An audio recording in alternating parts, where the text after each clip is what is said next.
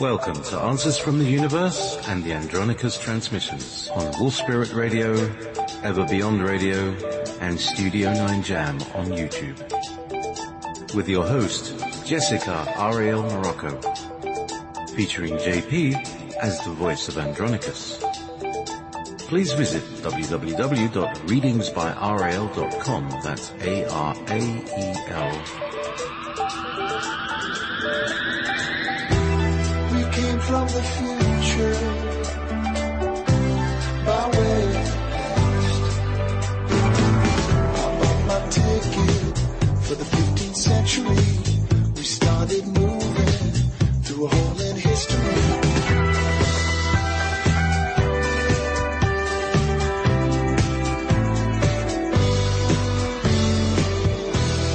You're listening to Wolf Spirit Radio. Good afternoon, everyone, and thank you for joining us today at Answers from the Universe and the Andronicus transmissions. I'm excited to be here as usual, and happy to see, be hearing from different friends here and there, people that wanted to hear what's coming up next with Andronicus. We have Rhodan today, who's coming up, as well as Borkum, who visited us, and Metis, of course, and Metis and his new nemesis, Rhodan, will be there. And we're going to, cover some things. Also, in the beginning of the show, we're going to bring in AmiDelgado, who is our Petra. And we will also have Thaddeus here, who is sharing his wonderful knowledge with the Zodiac. Now, a while back, I shared with him some information regarding a calendar that I saw from Helios, so we're still going to be touching on Helios. And I've invited Olivia. I'm not sure if she's able to join us today, but before we go any further, I want to say hello to you, JP. Thanks for being here and helping make the show happen. Hello, my darling. How are you? It's been a lovely week of galactic wobbles for me. It's like every morning I woke up going, oh God, why do I feel so crap? And then I read, galactic wobbles. Or something. Well, tell me about it. Well, like what? Well, you see, people think, we're getting the upgrades, we're feeling better. Well, what happens is that you have to kind of get rid of everything that it isn't. It kind of pushes stuff out. So I've been certainly feeling rather pooey. It's very sluggish. Not particularly enthused at waking up and getting up and wanting to go out and into the air and stuff. More like, I want to stay here under this duvet for about 4 weeks, if that's all right, kind of thing. Yeah. Kind of. I was feeling that to such a degree that I actually went to a nutritionist. This isn't like me. Do not feel like I want to just jump up and start doing things. I'd like to be productive, but I could not get my head around anything. And, it wasn't a struggle to do the transmissions, but to do some of the other things in life were quite challenging, and it wasn't like I was lacking time. I had the adequate time to do it, but my mental focus was off. And I just felt like I didn't have a lot of clarity, and so I literally went to the doctors and had everything checked, and I could see some imbalances there, but kind of had me reassess my diet and remove some things. I discovered some kind of reactions or allergies that I didn't know I had, so that could be a contributor, but I think that it has to do with what's going on. There's a lot of shifts and different things happening. So. Yeah, there's some, article from, In5D, Greg, over there in In5D. He, saying that the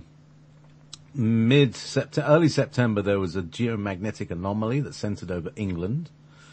And this was the beginning of some pretty large geomagnetic disturbances.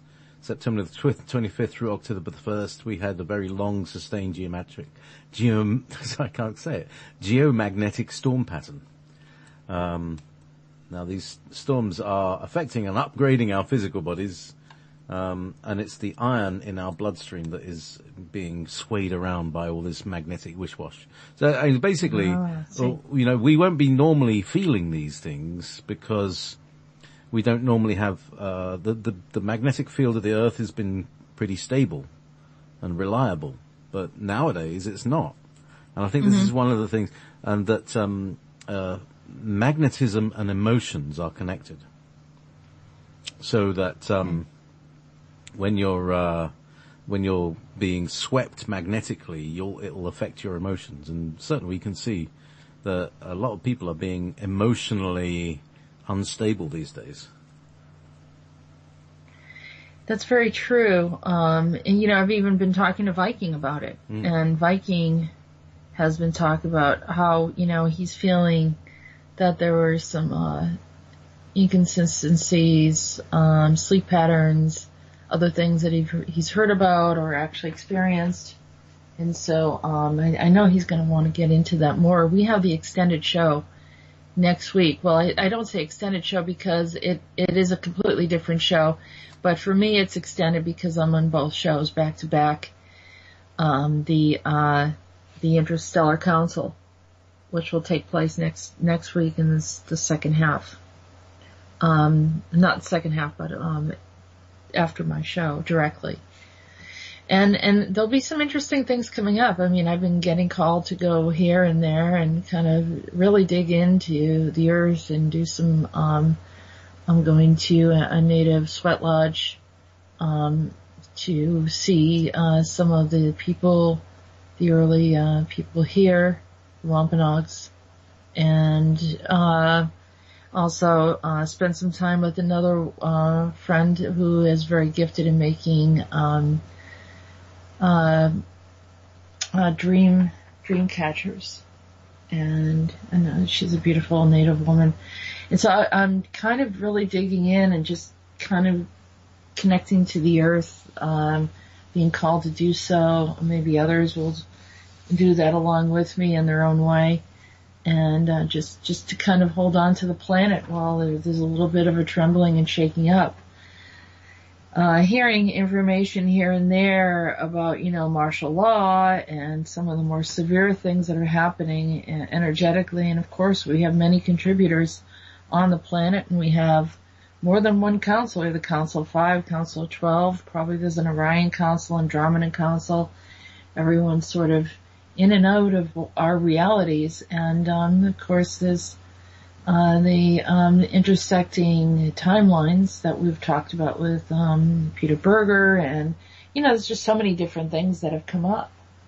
And so, at this point I feel like anchoring in, just holding the space. We just had that big hurricane south of the East Coast here. There was supposed to be another one on the West Coast. Of course, everything has balance. It's possible that there's some balancing trying to happen, and also some activity in the ocean, and we'll find out about that later as we go into the transmissions.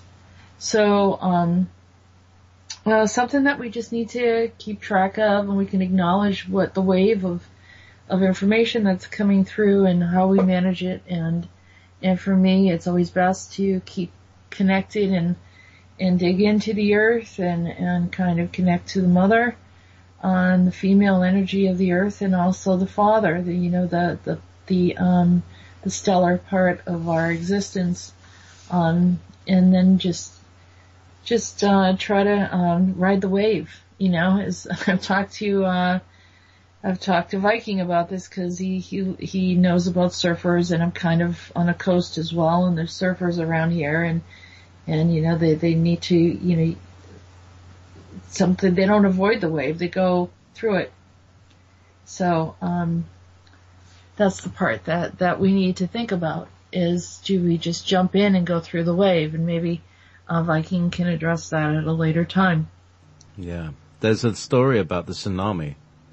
I've probably said it before, but, in the Japanese tsunami in 2011, there was one ship that survived. And, the reason that it survived is he did the only thing that was the right thing to do, which is against your normal sort of what the counterintuitive they call it. But basically, he turned his boat to face the wave. Mm-hmm. So the wave just passed over him because boats are meant to dig into waves and splash, and he was there on the other side. All the other boats that were trying to run away from it get tipped over. Yeah. So maybe there's some advice there somewhere. Yeah, I mean it just felt very, very natural for me to say, all right, I'm a part of the planet. I'm made of, my body is of the dust of the earth, of the clay, or however you see it, all the minerals and chemicals and everything that we have that makes up our physical being is all connected, and all the energies that exist seem to interact with our bodies. So, as you said earlier, all of this type of stuff's going on, and they seem like anomalies, but, it's just an imbalance of the energies. The energies already existed there. It's just that there's a greater flow of them. The sun's always been there. It's just that, we were getting, larger waves of it coming down. And, of course, our light being friends, our star beings that are coming to visit us, they're also leaving a little, their footprints, and that creates also a wave or a bubble, or, some of those experiences that you were talking about, JP, could also be from that as well. So, I'm looking at I posted it in the chat room here. Mm-hmm. It's the, n3kl.org sun data. These are the satellite data that is collected every minute from the satellites about what's going on the sun. And you can see it's like the three lines. That's October 11th and October the 12th yesterday, and October the 13th. And here we are, and you can see that almost on every graph. So in every single way. Oh, there's an update there. In every single way, today is a much more marked energy level than the previous 2 days, which were basically almost like flat lines. And then suddenly, there's loads of disturbance in the electron flux. The KP index, I don't know what the KP index is, but it grew massively. And the X-ray flux certainly in the magnetometer shows that the normal waves and these nice big slow waves that take a day, they're now choppy and changey. So the frequency's gone from like across one day to like 7 or 8 cycles in a day. So it's like we're being buffeted, like a big wave is hitting the sun and it's reacting and then it's responding like this. Yeah. And that then passes on to the earth, that then passes on to us. Yeah, and when you think about the sun, I mean, we are, the sun is like our father, you know what I mean? It's just an amazing, it's life-giving. Without the sun, nothing can grow here. And all the plants and animals thrive off of the sun. And so, remembering that we are the sun and our bodies are connected as one. We're a part of it. Everything within our solar system is connected to us. So even though we see a separation, there's no separation. It's just telling your body to take in the increments of what it needs, and then the rest is protected. But remember, we're all in this manifestation and particles and so forth. So beautiful. It's a wonderful thing, and don't look at these things as challenges. See them as a part of a transition, but allow your body to flow with that transition rather than creating resistance. And resistance always brings about pain and suffering and separation. So going with the flow. That's the simplest thing. And easier said than done. I'm not Very saying much. this is an easy thing. I had to go against my body flow today. My body flow says stay in bed and get some sleep. And everything else says go to the bank, fix the fix the rent, pay the rent because it's overdue and all that stuff. So I did that. It was tough for the first part, but I had a nice afternoon. I met some nice old friends and that was lovely. I bumped into two people with Libra. I got Libra rising, right? And it's a Libra moment. And I bumped into two of my friends with Libra rising. We kind of, three of us converged, upon this one point. It was, I've always found that meeting people with the same rising sign as me, it's like, this is like soul family. And so we instantly, it's like, and then, okay, it's time to go. Bye. And they kind of, burst out again. So it's been some interesting moments despite feeling crap. Yeah. Yeah, well, there's always a challenge, isn't it? Yeah. Either one thing or another. Yeah. And, either if, our connections with people, communication is good, but then we're homesick with the flu, or we're feeling really healthy, but then there's a problem at work. Life always has some kind of challenge.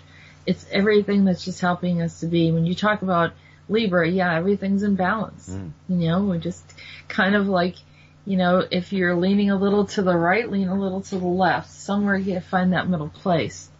And see where you've neglected and, not standing in your truth and not holding strong, during all different challenges. I saw two ex-girlfriends today as well. Blimey. What a day. No wonder I don't go into town.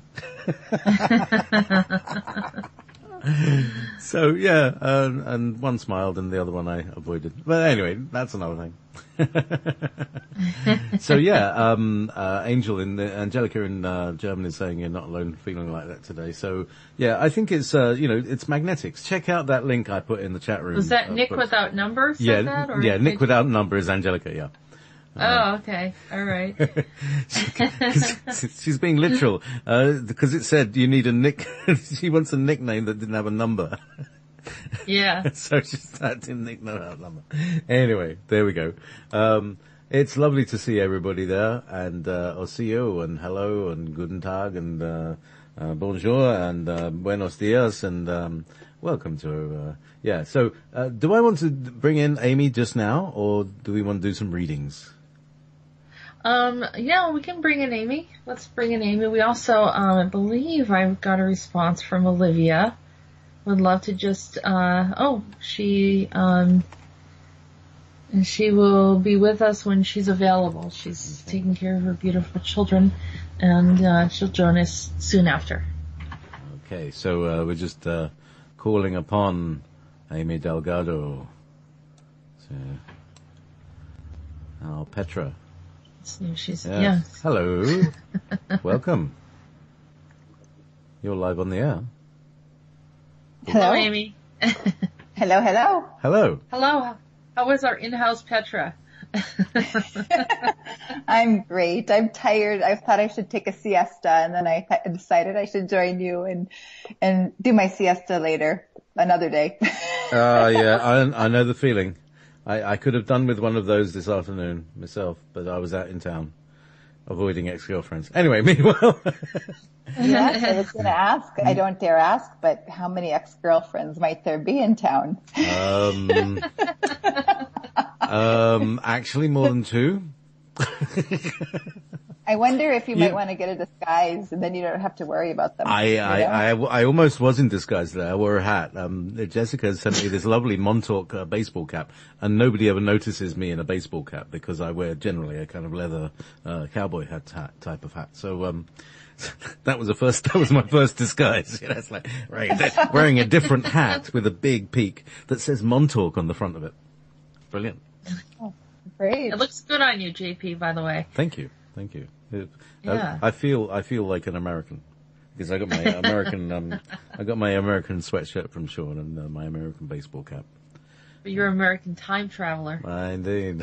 And that's right. From Montauk, you can just find a Stargate and pop up to Plum Island up here, or Marconi Beach up here in Cape Cod. Cape Cod. Hold on a second and keep talking. I'm going to show you my time travel hat. All right. Jess is just going to get her time travel hat. She's just going to go back to 1950 to get her time traveling hat.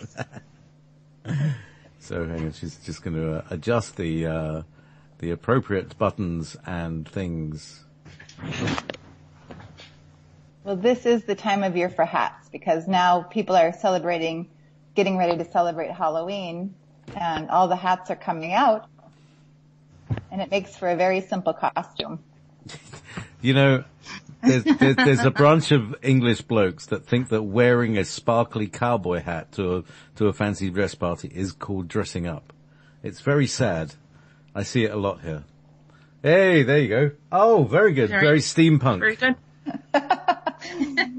So Jessica is wearing a, what would you say, is that a Homburg? The base of the hat is a Homburg type? It's a narrow brim, puffy stuff here. Yeah, it's got what did you call it? Oh god, that stuff is organza. It's got like an organza band around it that is tied in a bow at the back there. What color is the organza? It's kind of like a beige color. Beige, and there's a kind of peacock feather on the other side. I can't see that. And these goggles, dark goggles on top. There we go. Excellent. So we're all dressing up today. It's dressing up as an American. Dressing up as American. I suppose this is the month of dressing up, isn't it? People. It is for us. Yeah, we'll probably, I'm invited to some different types of fairs where I'll dress up and I have this great outfit that I can put on, and they wanted me to be a witch, but it's very New England. Everyone should be a witch. Every reader should be a witch or something like that. And so I went steampunk instead this year. Excellent. I think that's a good postmodern way of looking at things. Yeah, it's a little witchy. Yeah, it's kind of, it's like modern day magic plus mechanicals, Yes. Yeah, I like that. Yes. So we were talking, I think this week, right, Amy? We were having a little bit of a discussion, and we were talking a bit about the whole teachings of the Gnostics, and we brought that up. And I think we were talking about the archons then from there, and you came up with some ideas. Do you remember what that was? Oh, yes. So, one of the things that, weren't you last week channeling Dryden, yes. Araya, a woman named Araya? Mm-hmm. Okay, so that came to mind because in my wonderful book that I picked up about Agartha, which I got it off of Amazon, and it's called The Kingdom of Agartha. And it was so cool because it had only been offered in French, and then somebody translated it in 2008. And it's a book that was from originally from 1800 something, 1842. So I just looked it up, and there was a female Araya, and there's a reference to this Celtic origin of the Arayas. And they talk about the cycle of Ram, R-A-M. And they also talk about the University of Aries in this book because they really promoted an idea of synarchy, and synarchy is actually the opposite of anarchy. Have you heard the word synarchy before? It sounds like synchronistic. The first part, like a Roman, the Roman root or the Latin root, I should say. Yeah. So they basically had the idea that what they wanted to live in synarchy on the surface, and they were all in agreement in the beginning, and the tribes were all in agreement to do this. However, some tribes decided not to, and that's when they decided to go underground and go away from the population of the earth, of the surface. And if you don't mind, I'd just like to read just a little blurb that's only a couple sentences about synarchy. Yes, I would. Okay. So this says that, to put it bluntly, this book takes the lid off of Agartha. Synarchy, which the surface races have lost ever since the schism that broke the universal empire in the 4th millennium BCE, and which Moses, Jesus, and Saint Ives strove to restore, now and then Agartha sends emissaries to the upper world, of which it has a perfect knowledge. Not only the latest discoveries of modern man, but also the whole wisdom of the ages is enshrined in its libraries, engraved on stone, and Vitanian characters, which that's the language they had. And when our world adopts synarchic government, the time will be right for Agartha to reveal itself to our great spiritual and practical advantage. So it seems like they're saying they wanted to be a part of society back then, but then they had to leave and they'd like to come back again and join the surface population. Well, it sounds like Metis and Dryden are already pretty much here. Somewhere, somehow in and out of, they've kind of been in and out of our society, but more so Metis, but Dryden seems to be interested in doing so. And we'll see. You know, I do see remnants of it every now and then. I'll see that kind of energy. And how about Araya, the name Araya? Araya, which was a name that I completely channeled that you discovered in this book. I think it's fascinating, and it's a nice confirmation that I mean, I know that people probably question, you know, where this information is coming from. They probably think I sit around and read all sorts of different types of books, and honestly, I haven't had time to read anything in the past couple of years. A lot of this information is so raw. Some of it, of course, is gleaning from, I did, of course, study lore and history at some point, but a lot of this information is not necessarily exactly in lore, but there are times when I'm even surprised that I got a name that clearly could be identified, but I didn't know about it before. So that's one of those occasions.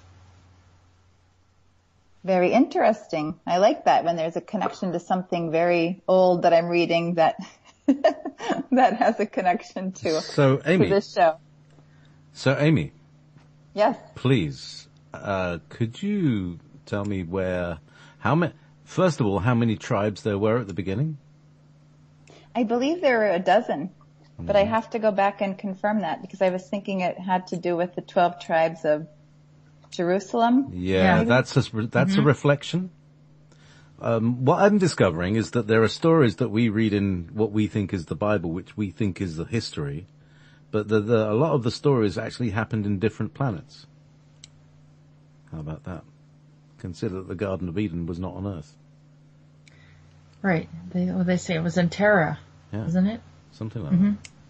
So, and I thought their university was the University of Aries. And that was the prominent teaching university for synarchy. That was quite interesting. And synarchy presumably is when everybody agrees out of a council, a unanimous council. Is that, like they have a synod, don't they?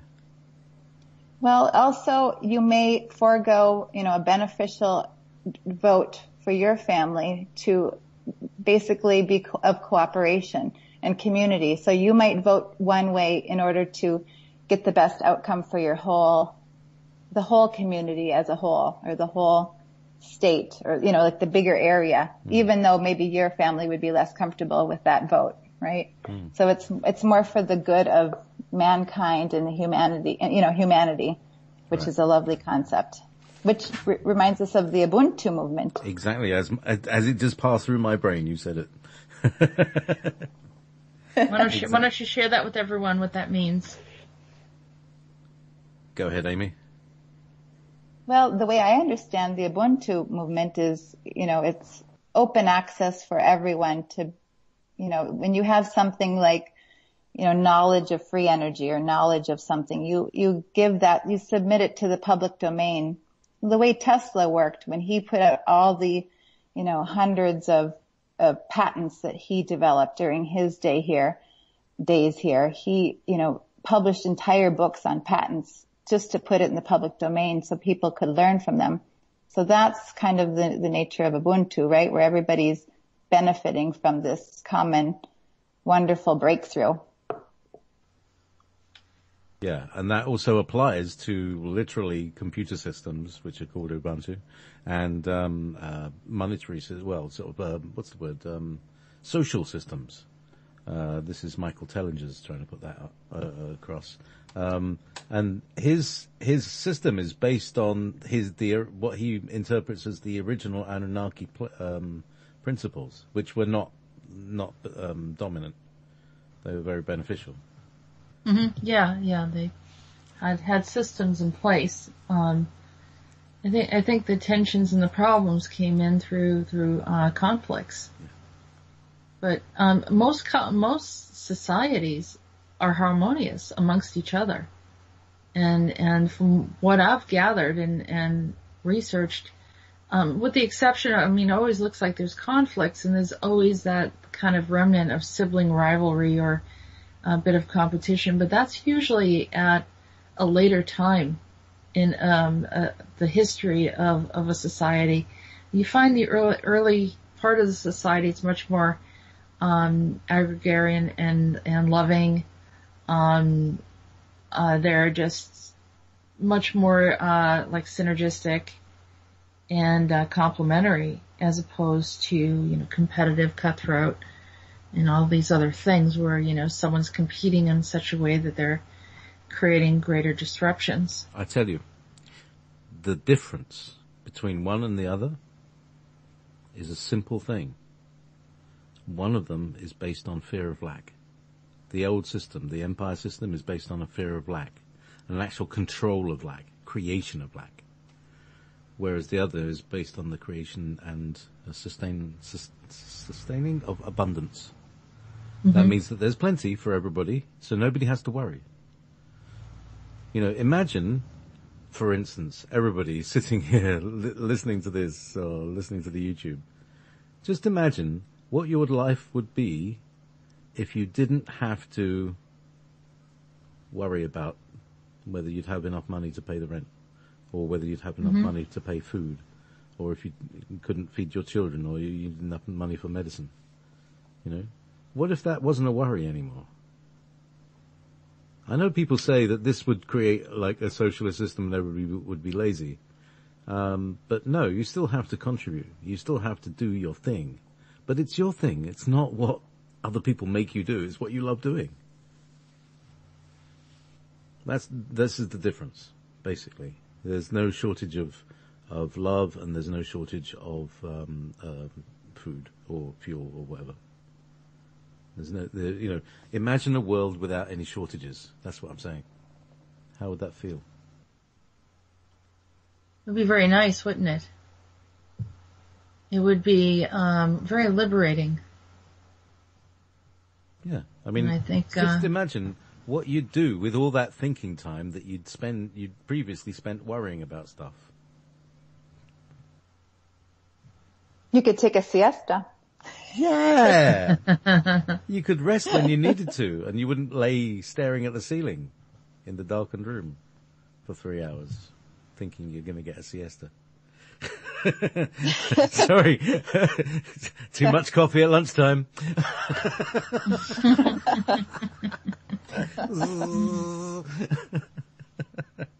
So, meanwhile,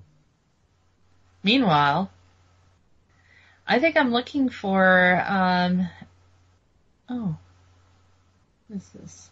Okay. I'm gonna have to download the Andronicus, document that I had here. Hold on. No, it wasn't Andronicus, it was Rhodan. But I think we might, if we can take a short break, get some music, and what do you think, JP? Anything you like. Can I play my favorite song? Which is? Your Own Special Way. I haven't played it for a while. Oh, of course. Yeah. Genesis. Okay. So, there you go. I think we're back. That was a lovely song, wasn't it? Yeah, I just said that. It is a lovely song. And do you remember? A nice way to wake up. Do you remember last week I said, I've got a capo on my 3rd fret? Yeah? Do you remember I said something very weird? I remember because I heard and you said, what's a capo? It's the thing that they play the guitars.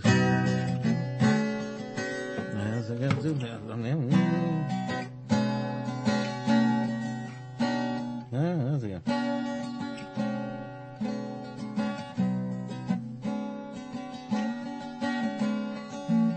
So it gives it a more twangy sound, a more like a mandolin or something.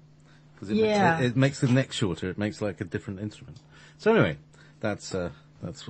So I was playing with that, and I just love that song. It's so heartfelt and so beautiful. Anyway, something about music that soothes the soul, and if you have pleasant music that you're waking up to, it's a lot of fun. I had at one time I was in a relationship, and we used to have this certain channel on that would come up, and the songs every day would reflect on what the day was going to be like.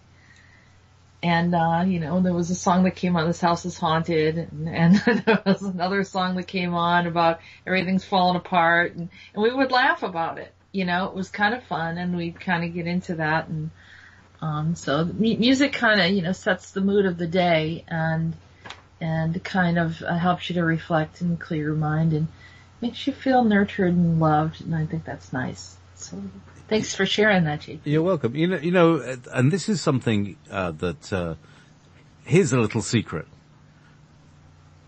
The people in the newspaper who do the horoscopes, it's not done by this like super horoscope guy. They send in a file of stuff, right? And they pick up one at random every day. And that's where your daily horoscopes come from. There's very rarely anything to do. I knew people in the newsprint business, and they're like this. They're pretty cynical. However, what they don't realize is that their apparent randomness is incredibly psychic, and they're pulling out just exactly the right one for the day because it's got the right energies. Yes, it does. And it's just the same as pulling tarot cards or pulling angel cards or anything like that. Only the horoscope is so general that, with tarot cards it's much more directed. Yeah. At least when I'm doing a session with someone, it's much more directed and helping people to find specifics. But it's a little bit, it's fun. Either way, it's a lot of fun, so, no, it's good. Yep. So we're gonna go on. Yep. We're getting close to the top of the hour, the second hour, and I wanted to bring in, others. So we're going to start with Rhodan 40. Go to Rhodan. Mm-hmm. And Rhodan comes in like this.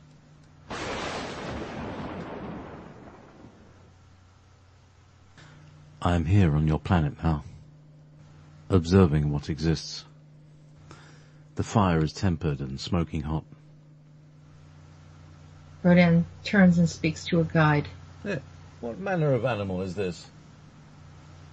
A funny-looking cavy jumped up out of a burrow in the ground and approached Rhodan, who became quickly delighted and amused by him. Let's take a few of them back with us. I'm in a place you refer to as Africa, a place of war, I see. Do they ever stop warring in this region? It's clear why the land is so desolate. The life force energy is very low. They don't even know why they're fighting other than the outlet of anger and the substances of delusions. I don't know what to do with it. Can I find one who is open in heart? Moreover, can I find many if I remove the veil of hatred and scorn? I shall lift the veil from them and see what good rises above the rest. Now I can see the hearts of mankind more clearly. Beneath their shouts of anger was sorrow so deep as a well unmeasurable. Their feet hurt with every stride, and their eyes beheld such torment and madness that they could no longer cry. What happened to these people? Then arrived Andronicus. I'm here, burdened by the planet, the people, the dying plant life and animal life. What can be done with these people? I lay here as if I'd been in stasis for over 1,000 years. I'm awakening to a hellish nightmare that I cannot alleviate the sorrow and the pain. You've been here from long ago, but for some reason you seem to be linked into this time anomaly. Long ago, we left many of you in stasis to birth the planet with our essence, our way of thinking. The imaginations of expansion, loftiness, calculations, insights, relationships, family love and nurturing, the love shared in intimate relationships. This seemed to be the strongest as the men were separated from the women. The early children of humanity could hear their heartbeat, their love, and messages of things unimaginable to humanity became an access to our ways of thinking. One by one they left the planet, and because of the magnitude of love, the absence brought in a magnitude of void, emptiness, and sorrow. The humans felt the absence as each one left, and the environment began to feel hostile. Until now. The last one just left. Yes, yesterday. Your time, October the 12th, 2016. Is this where I am now? It's all been a dream? No, none of it has been a dream. But somehow you slipped into time dimensions and affected 40 cultures on 80,030 timelines. 14 loops where you still reside, and only one physical aspect that can be held in form. Now, what do we do with you here? Shall we send you off to create more anomalies, or do we allow you to pull yourself together? Gonna have to think about this for a while. Allow me the convenience of the timekeepers to strut the vortex of time in a way that is no longer disturbing. Emmanuel, peace. I understand. We'll wait for your decision and allow you some time, as time is in your corner to assess and consider the quantum application of various outcomes. This shall arrest your soul to speed unimaginable, where all colliding forces will negate. This shall arrest your soul to speed unimaginable, where all colliding forces will negate interference of decisions. Remain lofty and unattached to each outcome as you observe the roles play out to force, in a form of light that exists from the beginning of all time as we know it. This is not as time the way humans know it, but our scale of time. We will not enter the thread of the great master of time who created a more ancient formulation of time-space. That must remain untapped and independent from your personal data. Your 3.14 status is not ready and prepared to formulate accurately. Andronicus seemed to melt to the ground like a deep, reverent state of meditation.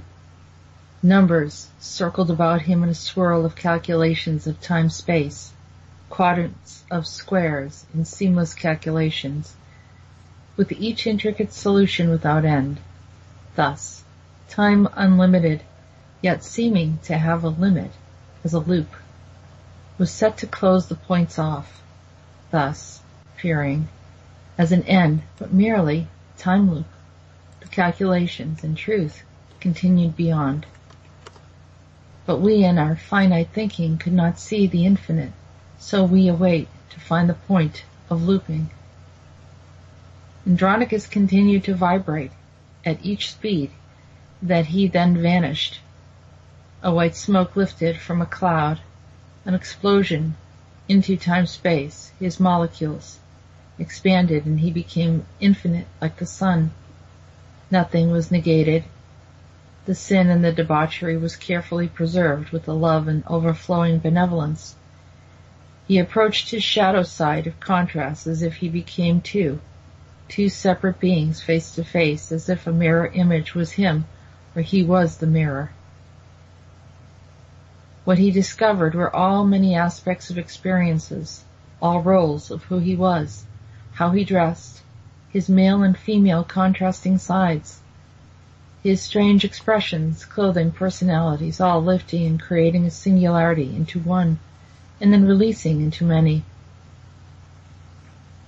Andronicus observed himself and questioned, But what am I? Am I light or dark? Who am I? Am I male or female? How can I exist? As he beheld his eternal soul. What should I truly call myself, as I am a child of the divine? He then opened up his heart, and pure light of the sun poured in, and he became as one with the sun to behold all that which was beautiful and lovely and devoid of hate, sorrow, anger, and enmity. Then he said, with an echo that was heard clearly on all aspects of reality, time, space, cultures, stars, and beyond. I will shine as the sun. I will shine as the sun, and allow the sun to burn up all that is unlovely within me. I will no longer despise the very members of my arms and my toes and all that is unseemly and unattractive. I no longer loathe what I am, because I am one with the sun. I am the light of all lights and feel free. Andronicus's voice then trailed off into time-space. I was holding on to a necklace made of black tourmaline, and it fell to the ground. And when it landed, it made a loud-sounding thump, because everything was amazingly quiet. The black stone didn't shine. It lay there, motionless. I felt one with the black stone, dull and without transparency of light. My heart then lifted up. That is not me. It is a reflection of me, but I am also light as well. I wept because I felt the pain of sorrow. It was the absence of love, as Rhodan said. It was the missing ones who nurtured us. We were not just nurtured by our mothers, by Gaia, by Petra, but by many mothers. Likewise, the beings in stasis nurtured us as well. They were our beloved fathers, our support and guides.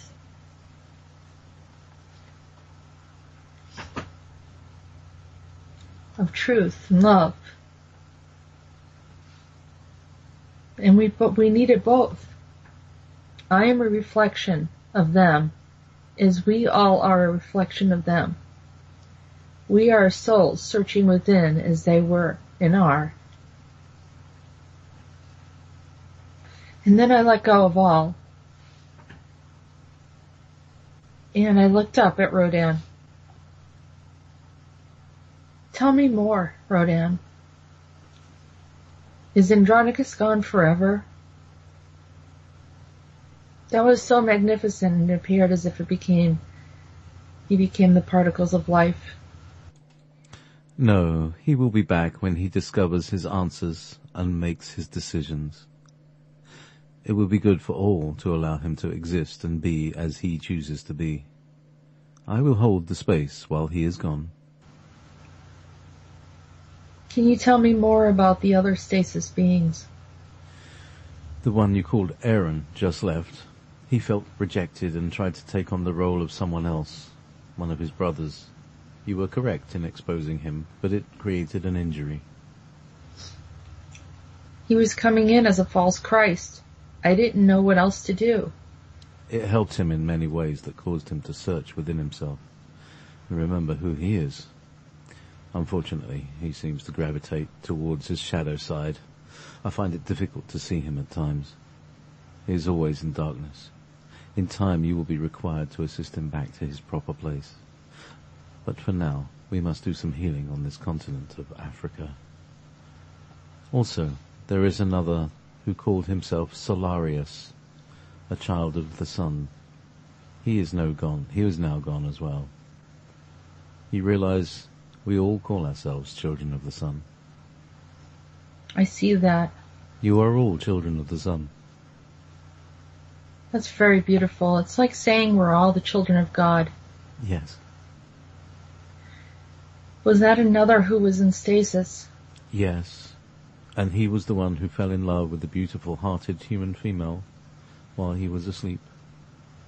He was very amorous and found love to be a wonderful experience. Tell me about him and tell me about the human he fell in love with. Long ago, there was a young woman who gave herself to devotion. Her tribe were the keepers of the mountain where the beings resided. She asked to help them for the entire time of her life. She lived to an old age, and you know her today as Lucy. Her loving devotion was heard, and she continued to bring offerings to the place where they rested. Solarius reached out to her when 4 of his brothers left the planet after awakening. because they realized they couldn't dwell amongst the humans and feel free to do as they pleased. This was a planet for new learners, and they were interested in other experiences. When Lucy discovered the 4 were missing, she was in such distress that it almost caused a war amongst the neighboring tribes. Solarius spoke with her telepathically and explained that they had wakened and returned home. Feeling enamored and uplifted by Solarius, she continued to speak with him, expressing her undying love. He returned to her comfort in old age, where she became the wise sage. In time, he began to appear to her and gave her many blessings for her family and people. She kept the land pure and opened up a flow of wonderful communication to her region that spread throughout the continent, making the continent strong and impenetrable by anything that could destroy or harm the people. It was a rich, fertile land with ample moisture, warm, temperate sunshine, and lovely, harmonious people. Lucy received a special blessing from Solarius, and he sealed her bones with light. When she died, the people changed their ways and no longer followed the ways of Solarius, because no one else wanted to live in the ways of harmony. They decided to follow their desires of rebellion and cut off their communication with the ancients who rested gently on their planet. One by one they left, except for Aaron and Andronicus, although Andronicus was in and out of the planet. Knowing the future of events that would take place on that region and on the entire planet, Solarius continued to watch over Lucy to make sure her soul carried forward to reveal the loving teachings of Solarius.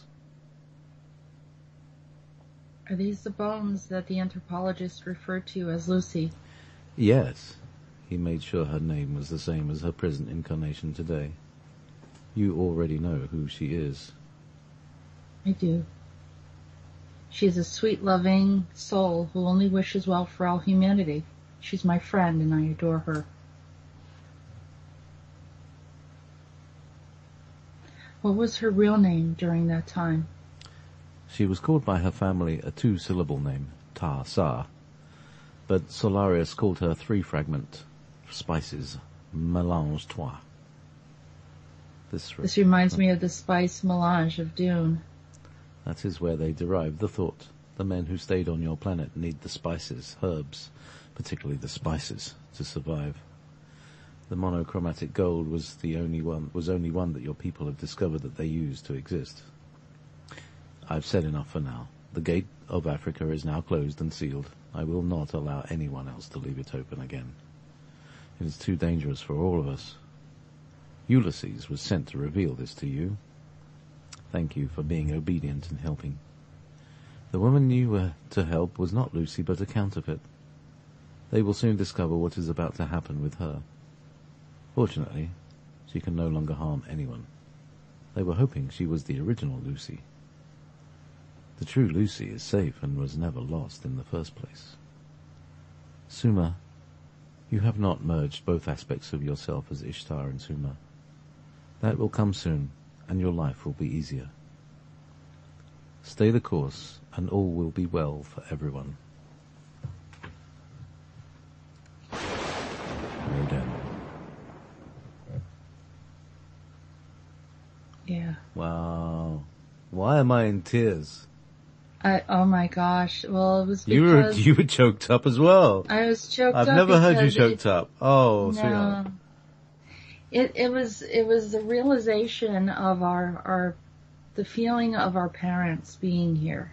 You know, the voices of consciousness that impacted the planet. And we always talk about Gaia, we never talk about the Father. And it was many fathers, many mothers that had helped with the planet. And Gaia was one of them. And we honor Gaia and we appreciate her. But there were others as well. And to everyone, their mother is beautiful. To everyone, their father is beautiful. And these were the wisdomers, the ones that knew everything or everything that we understand, and helped us to have these ideas of creating and harmony and the feelings of love. And when these stasis beings left, They left a void. And so what he was expressing to me is that if we didn't know so much about love, the absence of it wouldn't be so painful. And so that's the problem is there was the deeper love for each of what we were experiencing. And then, not having that love anymore was more difficult than as if there was no love at all to that degree. Yeah, well, that's what they call the pain of separation. The people of Africa are very, very passionate. They're very strong with whatever they do. And they know the depth of love. They know it. They were so close to it. Their ancestry, their DNA was so close to it. And so the absence of that went contrary. And so they were kind of showing me that. And I just, universally, everyone that hears this, if we could just send just that feeling of love and the heartbeat of the mother and the nurturing of the father, back to them so that they can feel like one again. Because their emotions and feelings are wanting the love, but they're feeling the pain instead. And that will help create a balance for all of us. And I'm sure everywhere in the planet is feeling it, but those of that region, could feel it very strongly. And Andronicus was holding on, trying to help towards the end. And this other one by the name of Aaron that I had interacted with, who had another role, for some reason, try to step into someone else's role. But anyhow, Solarius was another one that came through, so I don't know what the names of the others were. It seems like they all left, 4 left, at one point when Lucy, the ancient Lucy, was there with them. And I asked them, I said, why is it that they found those bones were supposed to be the oldest bones that they could trace humankind back with? And they said, well, because of the deluges and all these other problems that happened, a lot of the bones got either burnt away or, other natural occurrences caused them to,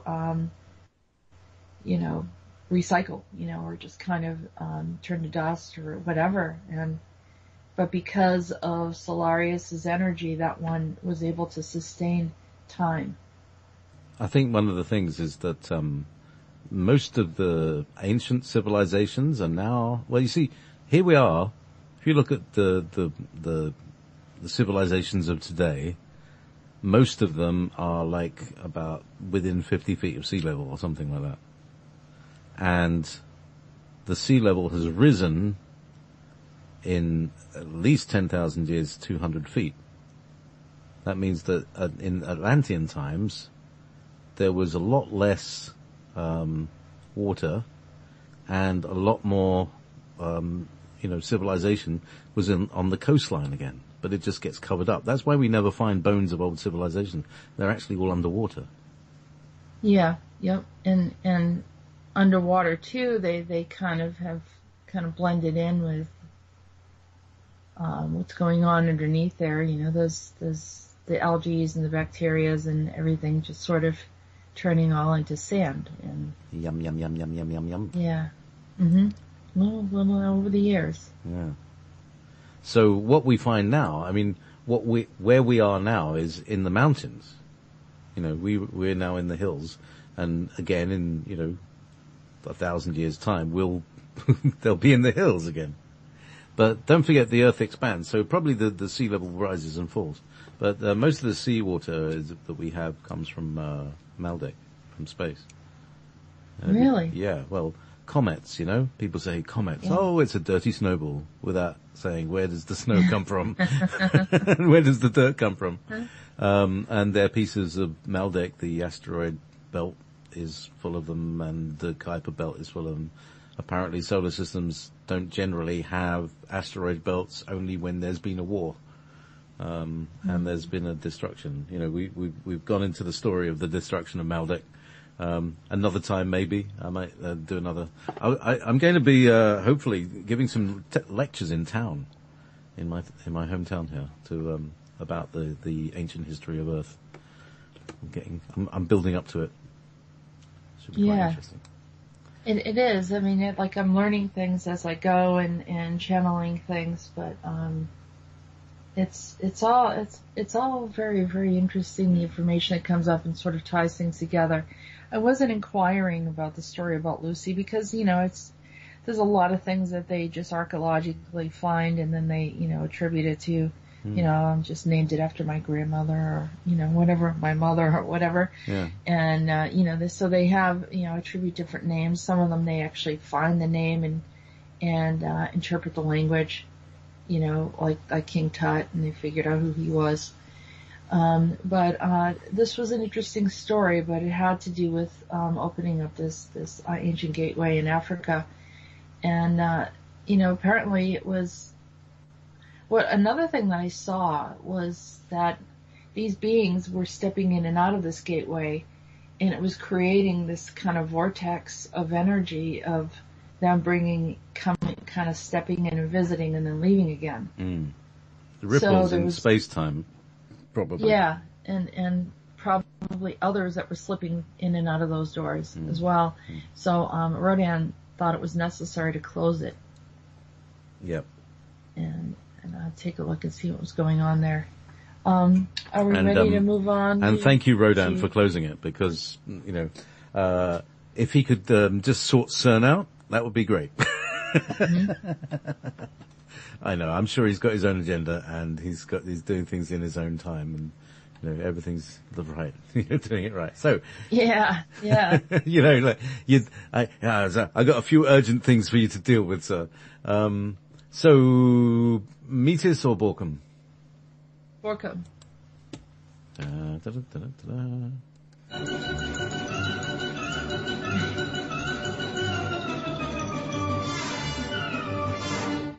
Primus. What's happening here? The Earth is changing. I'm having trouble finding you. I see that Ketron and Ketriton are changing. I think it's Suma. Hey, Suma, what are you doing over there? You're blocking and creating interference here. Borkum, I don't know what you're saying or what you're talking about. It's true. I've been trying to calm down Ketriton. He has been angry. So angry that I could hardly deal with him at first. Why don't you help him? Yeah, why don't I put my hand in a bee's hive? Why don't I lay my head on a scorching fire? Why don't I just fall from a cliff? Because it might hurt.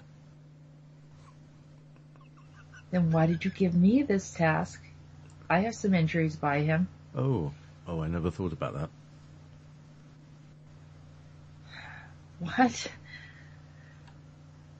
How could you not think about it? Isn't there an easier way to do this? Oh, I don't want to trouble Primus with Ketriton's anger. I thought you would be better suited for the task. Well, thanks, but no thanks.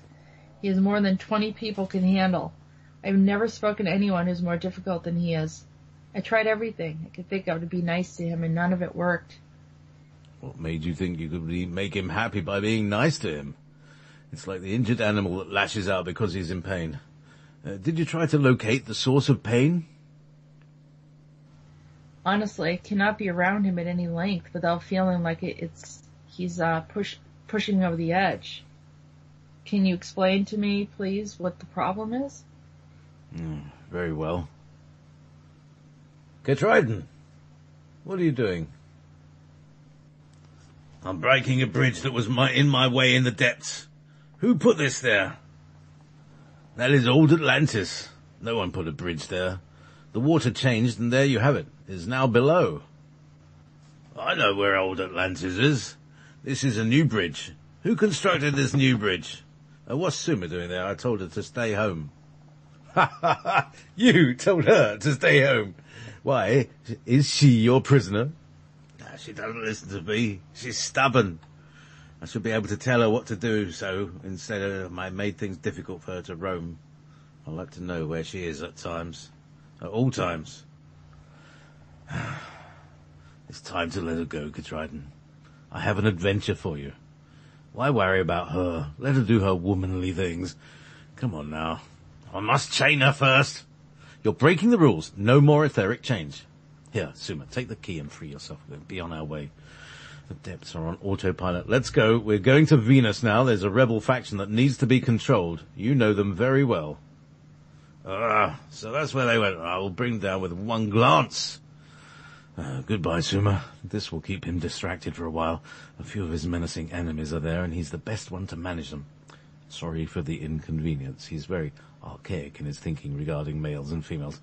I'll try to bring him up to speed. By the way, you are in charge while he's gone, okay? That is not okay. What do I do? I'll send you some help. Don't worry about it. There's a fine opportunity for you to tidy it up a bit, if you know. If you know what I mean. Primus, carry on, my friend, carry on.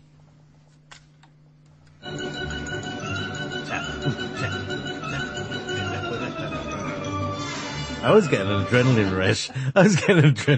Rush when I do it. Borkum is like, he's so full of life, like, let's go out and eat a hog. Yeah, I can't deal with them. Mr. Grumpy World. Grumpy Planet, Triton. Oh, dear. Yeah, so, yeah. What was his... To meet us.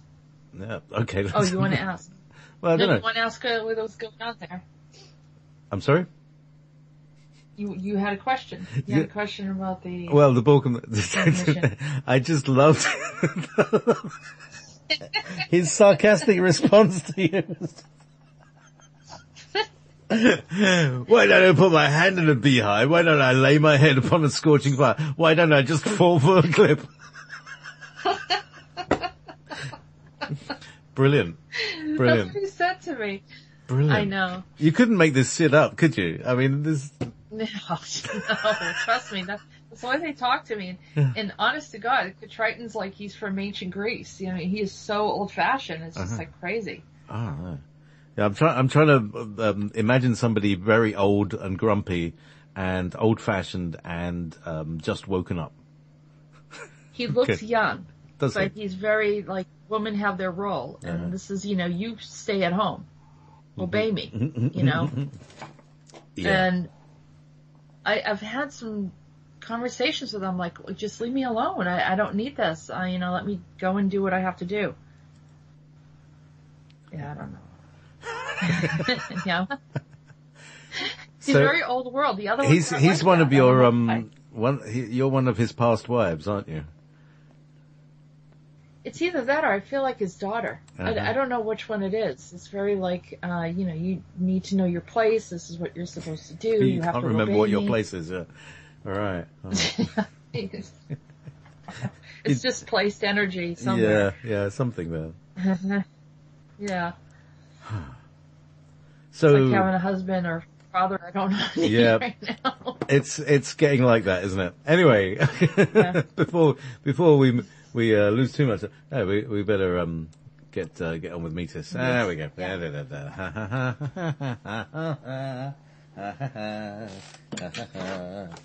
Let me put on my rainbow strap. Get all ready. I like the rainbows. Yeah, every week it takes longer for me to get into character.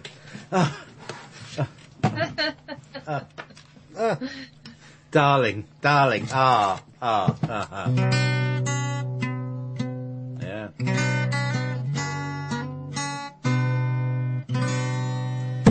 Flower. Up to your old shenanigans. What have you gotten into this time? I don't know what you mean. Dryden, that's what I mean. That pesky, meddlesome troublemaker. He's stealing all of my spotlight. I can barely get a word in edgewise, and then there he is, finishing my jokes, completing my lines, ending my songs and redesigning my designs. I can't even dance without him outstepping me. The torment of this elven monster. I can't even hear my own self think without hearing him in my head. This is your fault, Suma. You sent him to me. Metis, I didn't even remember. I didn't remember him, moreover, I thought you would be spending time with me. He would be spending time with me. I'm equally surprised to see These turned out to be a greater problem for you. I thought it would be nice to gain some insight. He's so theatrical, full of much drama. I am a boring fool in his presence. I began to stutter. Me! Can you believe it? I can barely get a word in edgeways, as I'm a bundle of nerves. Midas, you have a crush on him? No, that is nothing of the sort. How can you assume my emotions would even take one breath of his charming ways? I mean Middleton ways. He's too well. I mean, I just can't speak in his presence, and I get all tongue-tied, and it's just awful. I don't know what to say, Suma. This is your fault. He entered my reality without a warning. Okay, so you are matched with wit and charm. Is that what you're saying? It is a little bit like looking into a mirror? Well, yes, that's sort of it. I feel he's a bit like me, a lot more bouncy or jumpy. I can't leap like that over a wall. He has way too much enthusiasm, and his wit is out of this world. He has us all in stitches. How does he do what he does? No one knows. What are you doing right now? I'm mending the I'm mending the buttons on my garment. I'm about to perform on the streets today. It'll be lovely. I have the perfect rhythm and solo performance around. Everyone wants to dance. I have a background player. You know, a jolly fiddler and a drummer. He carries both for me. He's a bit of a fool, but he can play the proper notes and timing. The last one's timing was so off it made me appear to have 3 left feet. I'm learning to be quite a dancer. Very well, there, I just finished the last button. It's a lovely jacket, so colourful and festive. There isn't another one like it in London. 1, 2, 3, jamboree. Midas kicks up his legs and begins to dance while hearing the music in his head. He prepares the final spin and slides across the cobblestone with greased soles, where he lands on his knees and then outstretched for a gift offering. Are you ready, Midas? Ready to perform? I know you like to perform as well. Would you like to do it a little more? Yes, I would. Can you open a few doors for me? I most certainly will. I know Dryden has other plans for you, but you are a bit weary of those types of plans, aren't you? Yes, I have to admit I don't have that much fun these days. I wish that would change. Here, take my top hat. It's yours. I don't need it anymore. Thank you, Midas. I do love you, you know. Yes, I know. When you looked into my eyes, I knew we could never cross each other in a bad way again. Here, take the pin I gave you and wear it with good health. It'll help keep you strong. A pin? It looks like a rabbit. Yeah, would you prefer this dragon instead? I don't know. Well, what do they both do? The magical rabbit from High Brazil was yours to keep. It will bring joy to you and those around you. You will have laughter and journeys ahead. The dragon from Dryden will bring you labour with resolution.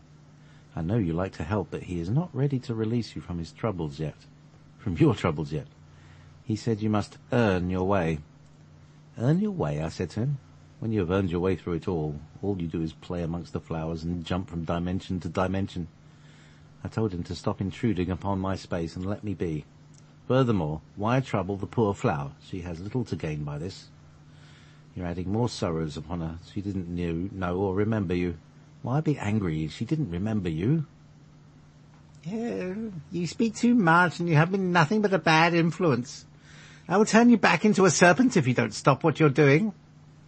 Yeah, well, Dryden, what honour do we have to be in your presence? You will not have any honour left from what you presently have. You want to be a rabbit? I shall turn you into a black rabbit and then try to sing the songs and dance the way you do. Now, Dryden, you're a bit tempered by the fires. Cool your flaming words so you don't singe my jacket by them. You are a mockery of our people, Metis. The mirrors of each other. It's just like really hard. Anyway, hang on a second. I know. I got to be camper for Dryden and I. You are a mockery of our people, Metis. When will you come to your senses that you don't belong amongst the humans any more than I do? Dryden, Were you the jumping jack Flash from the past? The history of England? People saw you jumping very high. Jumping jack. Anyway, where are I? You are learning. We all need to learn at some yes. time. Oh, where are we? He says yes. Oh, yeah. Oh, sorry. Start from Dryden, right?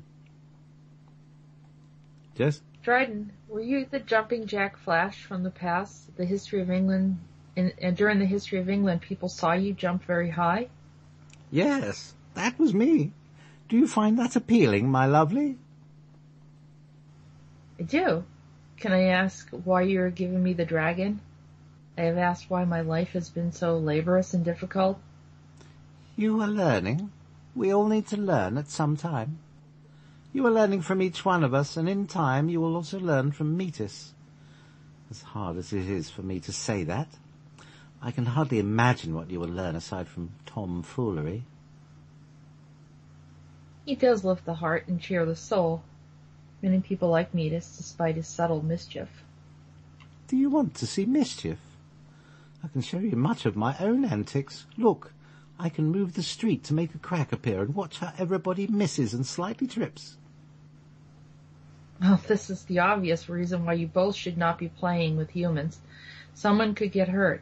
Dryden, it appears that you cause people to trip over their feet and even trip over their own words. This is what keeps people humble. A little fall hasn't hurt anyone. A little mischief keeps things in balance. Humans are too sticky.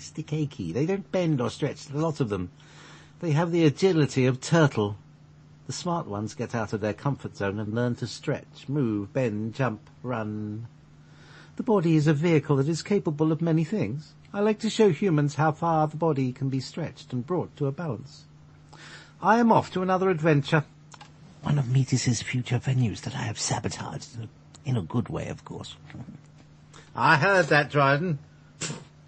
Where'd he go? That lecherous barded up. I must watch my words. I could chew on ox leather right now. I'm so angry. I don't know what to say to you, Metis. Why does he compete with you? He's trying to pull me out of here. He thinks I've been here too long and I created so many loops of realities here that it's getting a little confusing getting a bit confusing for everyone. It suits me well. I know where it all is. For example, look at this. You watched the movie about the children in time loops. That was for you. I know you feel like you're in a loop at times. It's all okay now. Can you hear the rustle of the trees? I just shifted away from Dryden. You are a crafty one, Metis. And so I am.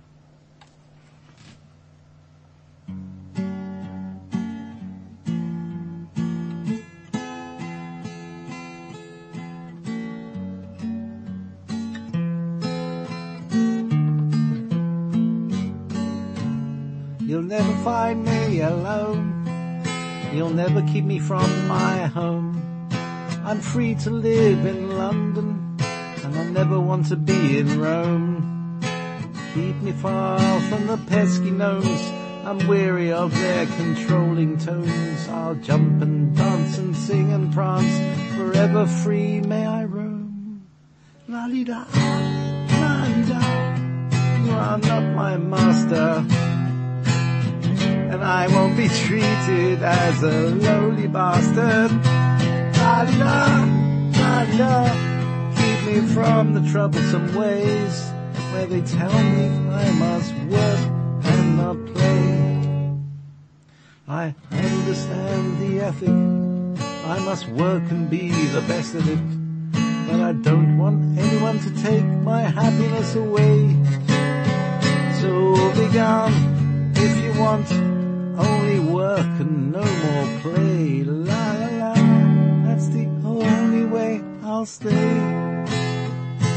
La la la. La la la la.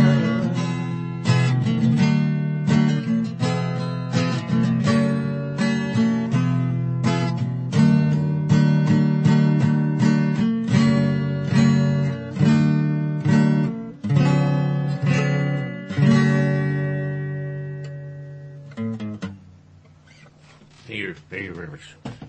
Metis, where's your jingle? Where's your jingle, Metis?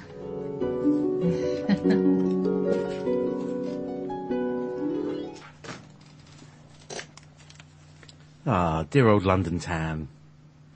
Dear old London. I think we're going to try to bring in Thaddeus. Let's bring Thaddeus in before I get too unless sentimental. You wanted to hear Jumping Jack Flash for Dryden. Yeah. So Dryden is Jumping Jack. Rolling Stones. Yeah. Yeah. So Thaddeus. That was a real character, Jumping Jack Flash. Oh. The people had witnessed someone jumping, I think, straight up 9 feet high. Wow. And I was curious when I saw it. I was like, wait a minute, were you the one? Because I could see that he can really jump. He was, and the description, I think I'd have to look into it and maybe get more information on it. But I remember reading about it was regarding the paranormal and trying to figure out, there was like Mothman and some of these like strange type of beings that would show if they were human, they looked human or whatever, but some of them didn't. No one knew what they were. But Jumping Jack Flash, which the Rolling Stones sang about, was actually, someone that just took off and they were chasing him and he just jumped right straight up 9 feet or something like that. So I'll have to look it up and get the story. So that's one of those rule breakers, that Metis was trying not to draw attention to himself by breaking the rules like that. Because presumably they can all do this kind of thing, superpowers. Absolutely. Yeah, they have super abilities. Which, and it's one, I think Metis kind of follows the rules a lot better than Dryden. Dryden's just he shows up. He's outpranks. He's managed to outmeet his Metis. I mean, he does that. He does what Metis does, but like on steroids or something. I saw him actually move the road where it looked like there was like this little bump that wasn't there before, and everybody was tripping over it. Like no one saw, no one ahead, no one behind could see the other person tripping in front of them. And I was like, oh, that's what you do. And he's like, it keeps people humble. Yeah. Yeah. That's just mischief. That's what the Agarthans or Inner Earth, Elvins, whatever you want to call them, Tuatha, I think he referred himself. I'm not even saying it right, probably. I don't have the proper accent or the knowledge. That's all right. I mean, Tuatha, I think people know what you're talking about. I'm wondering if those people are the Lyrans as well. They're like these magical, mystical beings who lived in, moved to Ireland and. Well, the Pleiadians and or the Lemurians, all of them kind of have been in the Hollow Earth. Yeah.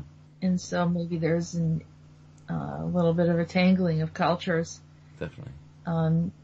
Definitely being all exposed to mischief and. Vanessa said that she seems to remember that he was supposed to be very skinny, which fits the description of what I saw as well. It's very, very slight. And, wiry. And someone was asking, who was it that? Majest want to know when are you going to have the Metis album? It's not a bad idea. Well, these are like demo songs, you hear me play, I've got a vast collection of Beatles music, and you hear me play on the station some of the demo versions of the first is just him and a guitar saying, laying out the shape of the song. That's what you get on the show. That's the raw version, but maybe one day, if I didn't have to do radio all week, I would be able to have time to develop music like this and, work on a song like that, on some of this stuff.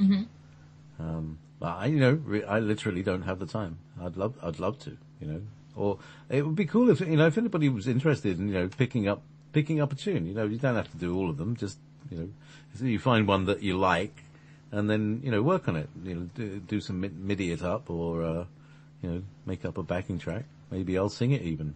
I haven't done that Tom Someone Jones one.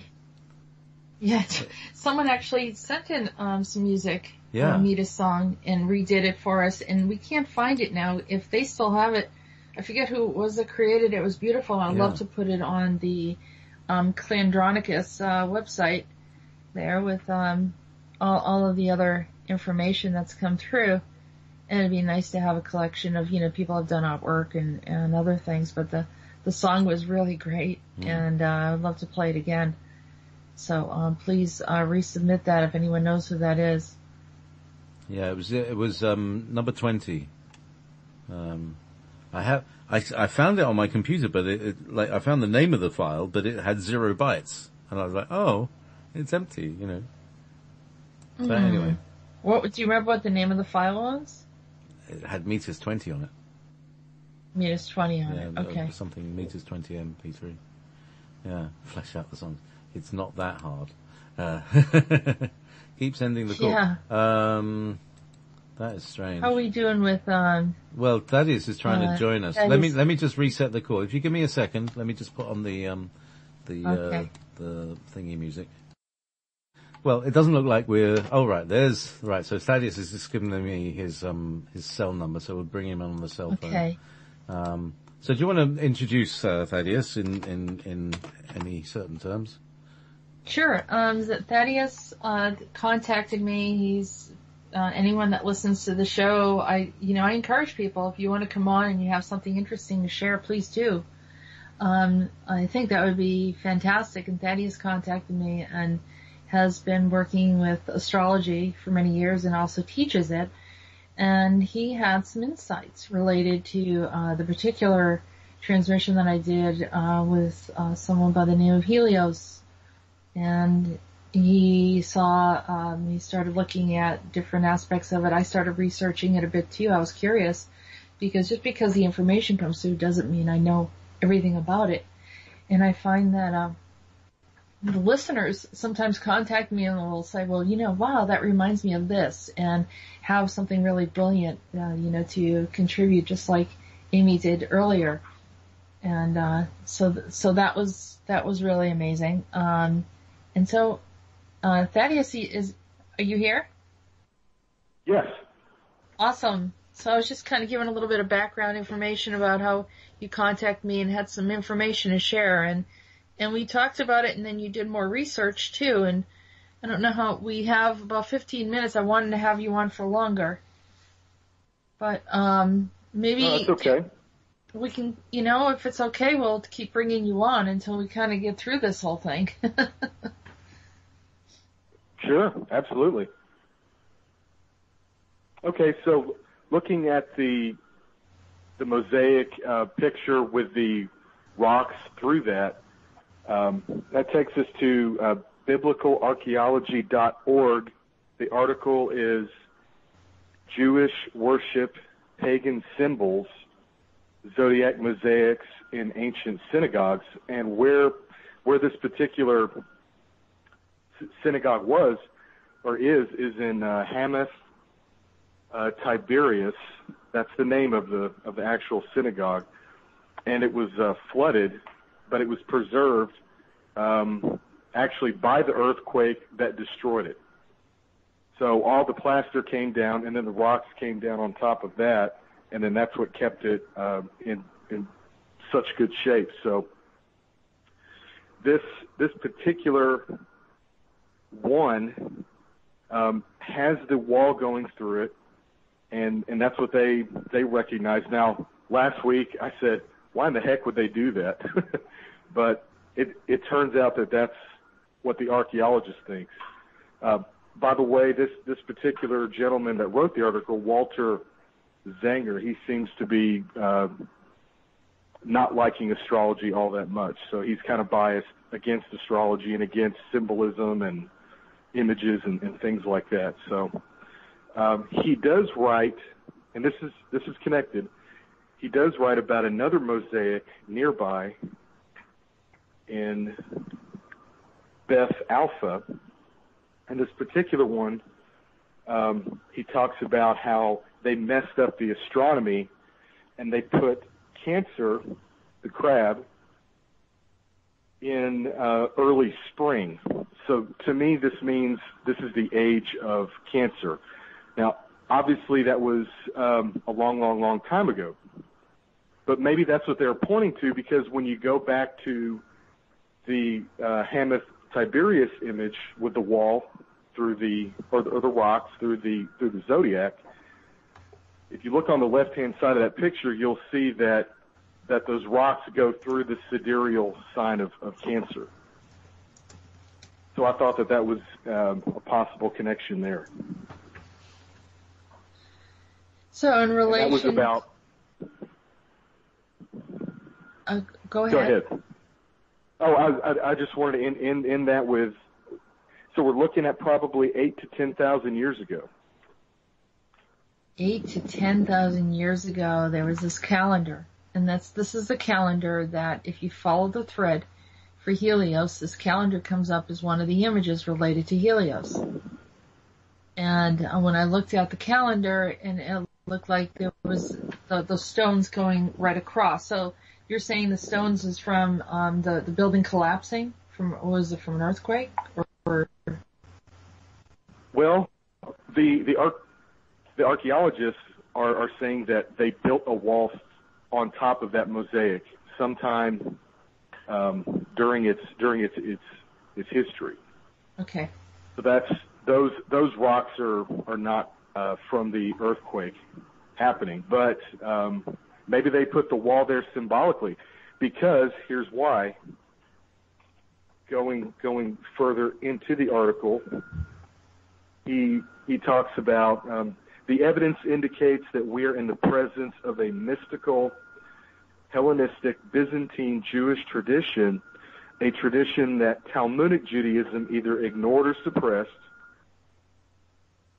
a tradition we would not know anything about, for it left no literature, were it not for the discovery of this artwork, these symbols, and the mosaics are in fact the literature of the movement. We need to learn how to read them. Mm. So that's what Zanger is saying here. And he also writes this, and I found this interesting as an end note. He says, it would be safe to bet that 9 out of 10 Jews living today, especially Orthodox Jews, don't know or never knew about such a Judaism ever existed. Wow. So it's like, we have so many different layers of belief systems, and this is one of the very old, 8,000, 10,000 years. I don't think that this, I don't believe that that's how long ago these were there. Okay. I just think that they may have been referring to that time symbolically. So you're catching on to this zodiac as a trigger for something, and then just the very first reference I find for it, you've got a couple of things right there that indicate, thousands of years ago. I wish we had more, background on this, so we could go ahead and continue to do more research on this particular place. This is just this one particular zodiac that we found. Maybe there's more information on some of the other artifacts of Helios. Like Helios, was mentioned prior to Mithras, and there was various names for the sun god, and so many different cultures brought down, and but I think Helios was one of the earlier ones. Helios is so old that you don't really hear him as the full pantheon when you talk about the ancient Greek and Roman gods. It's like he was in the background, but not because he was lesser, but it was almost he preceded them in a way. And I could be wrong. Yes, I'm not a scholar. No, I think that you're onto something, because archaeologists have been finding evidence that a Hellenistic way of believing and thinking about things extends into far back in time into prehistory. Like there's an island around Greece where they found settlements that were not supposed to be there, So what if the Hellenistic tradition is just a carryover from that late Atlantis time period? Right. And so what, the waters had receded, or somehow they had discovered this other community? They were just digging on an island and found evidence of civilization 10,000 years ago that wasn't supposed to be there. Mm-hmm. I think I know what I remember hearing that. I can't remember the name of the island. But yeah, it's been a few years since I've seen this, but it's worthy of trying to go back and try to figure it out.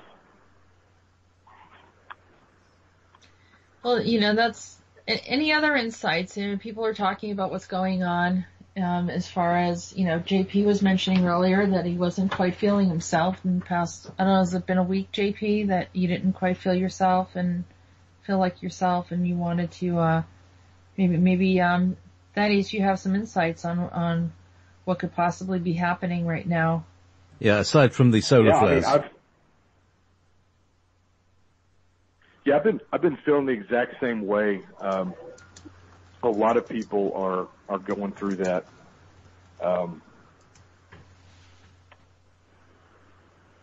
It's definitely interesting. I will have to get back with you on that one particular thing, though. And I know that sounds really really terrible, but it's just it's not terrible at all. It's a little more complicated. It reflects that you're a student and that you don't want to just give out random information, that you want to be very precise and take a look at it. So, we appreciate that is. And, we had talked about various different things and thank you so much. I'd like you to be on often, every now and then whenever you want. And we're going to have Olivia join us in the conversation. And Philin, hello, Olivia. How are you? Can anybody hear me? Yes. Can you hear us? Olivia, hello. You can hear me? Yes, I can. Yes. Good. Can everybody hear me? Yes, perfectly. Good stuff. So, Olivia, you had some information for us. I just posted the Facebook information about Andronicus. Great stuff. Good. Yes, if anyone wants to go and like the page, it's always great to have a community that kind of, since we're all on Facebook most of the day in any Maybe way. like the page. Yes, it'll be good. And share it. Yeah. Yeah. And anything else? We started to I started adding illustrations to the website for those that, I don't know how many are posted on there now, maybe 4 or 5? Yes, about 5, I think. We're missing a few. Okay. Yep. I'm sending over some that need to be cropped. But we wanted to kind of give you kind of a snapshot of what I'm seeing. Of course, they're illustrated and they look like cartoons to some degree, but you'll sort of get the features, color hair, and sort of what they look like in a way. And go ahead, Olivia. No, sorry. You go ahead. So I was saying that on the, just kind of a snapshot of what I'm seeing. I've tried to have so many different people do my illustrations, and we did have, Lisa Melendez did a few of the illustrations, but I noticed she struggled with it, not because she didn't have the talent or the ability, but they don't reveal themselves to everybody, and she would go back and forth. It required a lot of focus. And I discovered that for me, I can just kind of almost do it with my eyes closed. So it's very simple because these are the ones that I'm interacting with, and And I don't claim to be the best artist in the world, but it will at least give you an image of what they look like. And then you can kind of, get a feel for, who is talking, and when JP transforms himself magically into these characters. No, he does. And I mean, they know you know these characters so intimately. You can see them when you start talking to them. So it just feels like the appropriate thing to do for you to actually bring them to life. It doesn't matter, whether you're a good artist or not, but it just feels appropriate that you bring them to life, because every time you send someone over to me, I'm like, oh, of course, I get that. That's exactly what I see in my head. And so I think it's brilliant. I've loved, I think they're amazing. So please keep doing it. And JP, I would love to add a photo of you one day. If someone's in the studio while you're doing meters, please take a picture of you with the guitar and everything. I'd love to see that so we can post it so people can get It's not really a pretty sight, Olivia. It's not a pretty sight, because basically I've got to have a pair of headphones. I've got the guitar strap, and I'm kind of bundled up, and the guitar's got, it's what I call a round back. It's actually meant to be played standing up.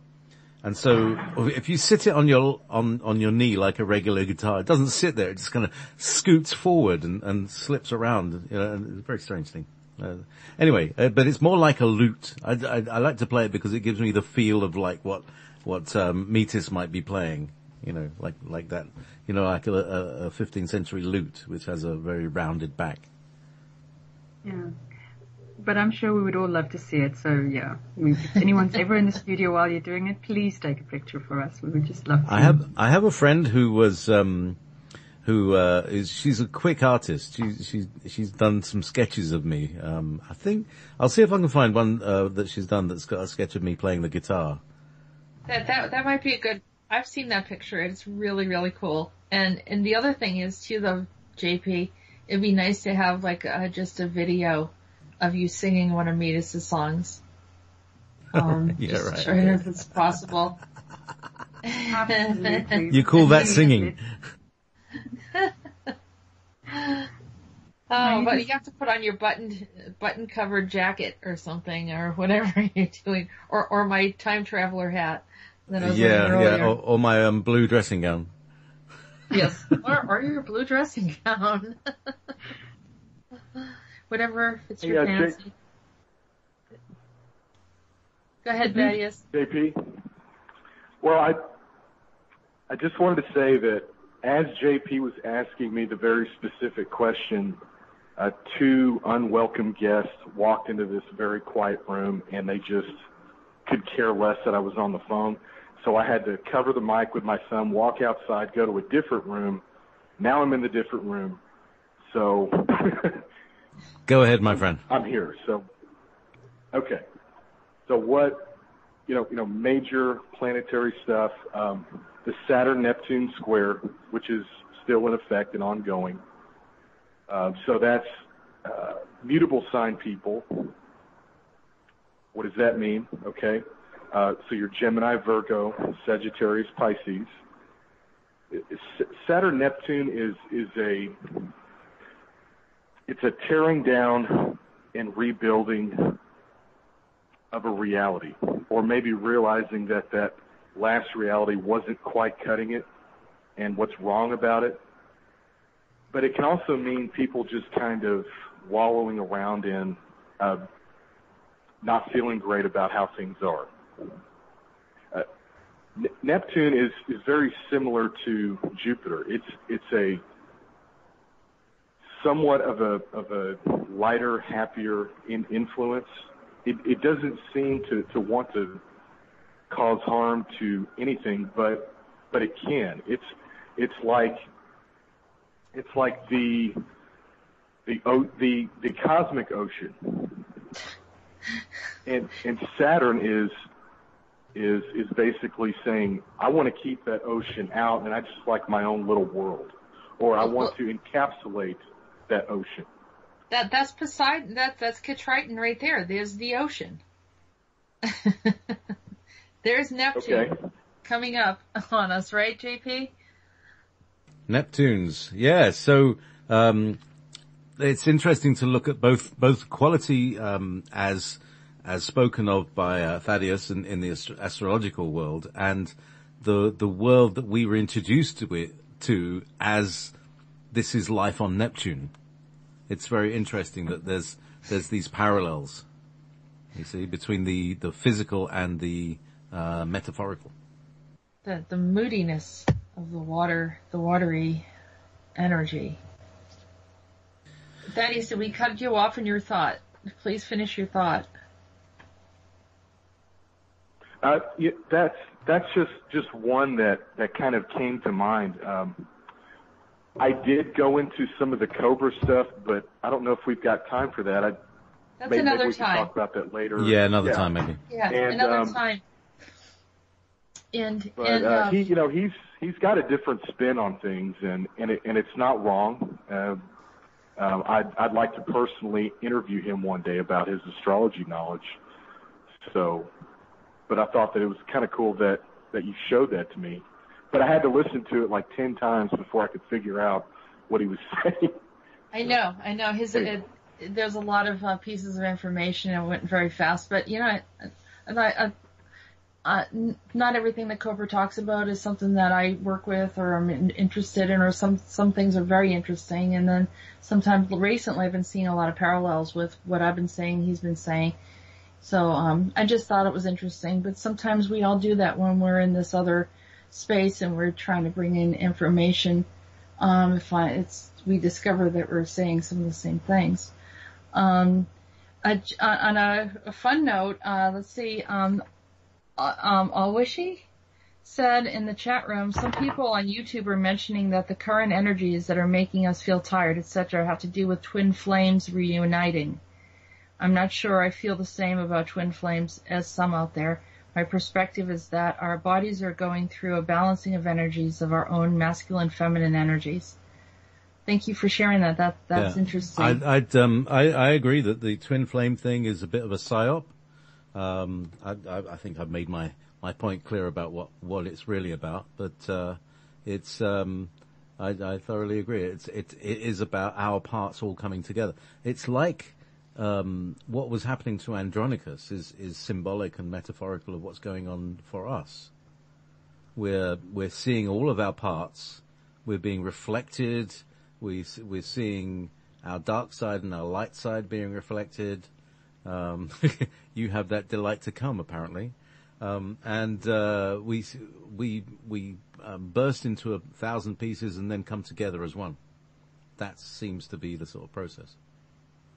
Yeah, I thought that was a really, really interesting. It moved me. I felt it's almost like just everything is just coming out and exposing itself. Because we're looking at the world around us, but technically the world is a reflection, how we see the world is a reflection of what's going on inside of us.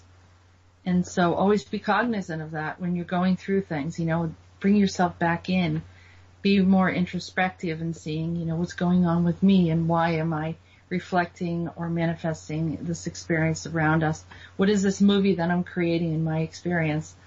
And, some people say, well, there's different philosophies that there's nothing outside of yourself anyhow, but I'm not sure if I'd go that far, but that's for some people, that's how they feel.